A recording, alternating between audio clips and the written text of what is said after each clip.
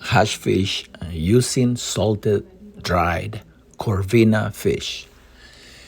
We purchased a salted fried Corvina fish from Louis Market in Los Angeles off Vermont and Vernon.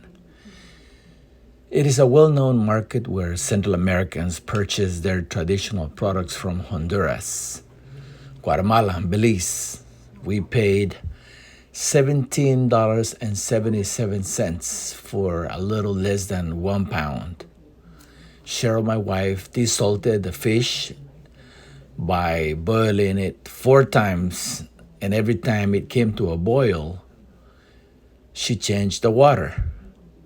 Some of the ingredients used to make the hash fish were, for example, minced garlic, consommé de pollo Mahler, achiote or red recado, ground black pepper, lemon, onions, tomatoes, and bell pepper.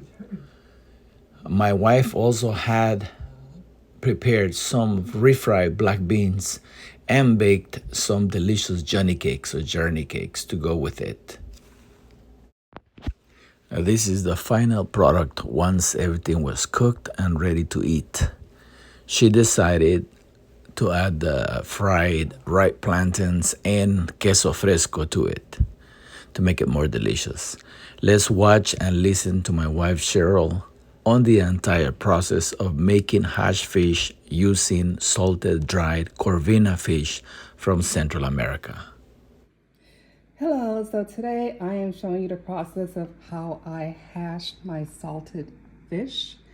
So we started off with boiling the whole fish. I'll show you a picture of the whole fish that we brought from the store. It was salted and we had to boil it 4 times it was 2 whole fishes, so we basically boiled them both 4 times, 15 minutes each for it to get to a boil. It took 15 minutes for it to get to a boil, so we boiled it 4 times to get all that salt out.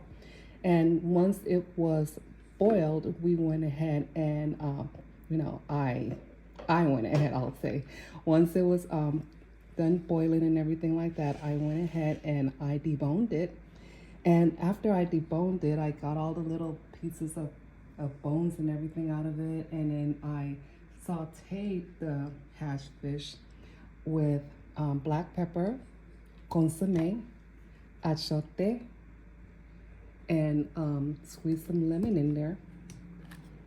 And I also went